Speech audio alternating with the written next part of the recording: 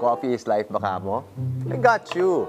Paano kung sabihin ko sa'yo na pwede kang magpainit ng tubig at makapagkape any time of the day? Tara, kape.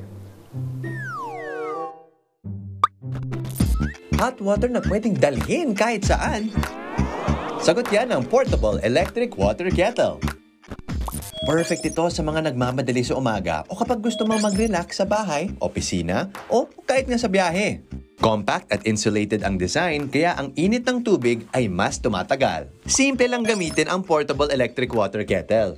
Isasaksak lang ang wire adapter sa likod nito. Pagkatapos, pindutin ang lower button para piliin ang gustong temperatura. Saka pindutin ang boil button sa taas para magsimulang magpakulo. Sa display button, mga kapatid, makikita nyo yung temperature button. Kapag nag-reach siya ng 100, ibig sabihin, nakuha na niya yung sapat na init. Tapos, kusa siyang mamamatay at pwede na kayong magtimpla kung anong inumin ang gusto nyo. May 350 ml capacity ang Portable Electric Water Kettle, higit pa sa isang tasang kape. Kaya solve na solve ang araw mo.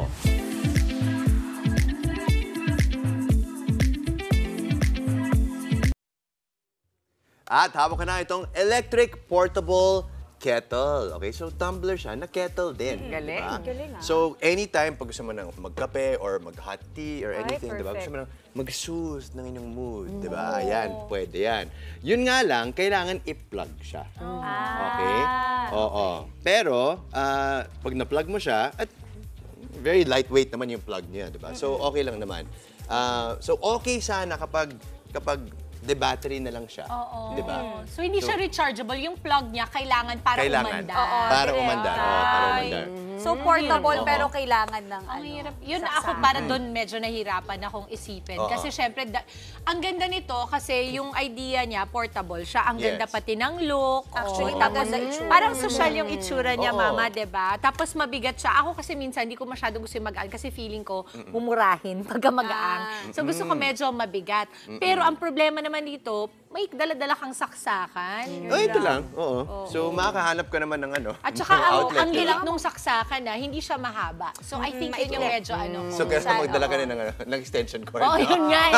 Pwede Kasi rin. isipin mo, di ba kadalasan sa saksakan, hindi ka naman basta pwedeng makisaksak eh.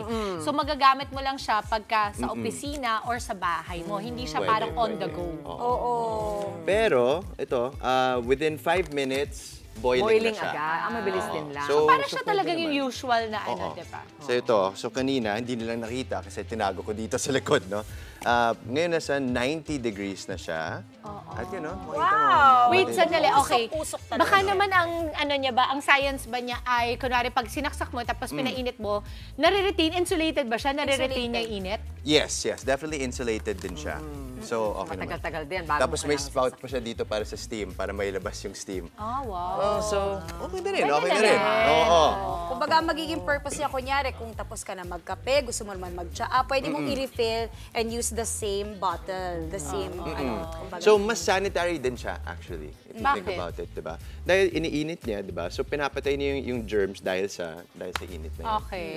Alright. So, pwede rin, Okay, pwede rin. Justin. Okay, so, sa presyong 1,149 pesos, ang hatol ko dito sa electric portable kettle ay, out of 5 stars, 4 stars, mga kapatid. Bakit? Bakit 4 stars? Alam mo, quality naman siya, di ba? Actually, it feels nice in the hand and everything, di ba?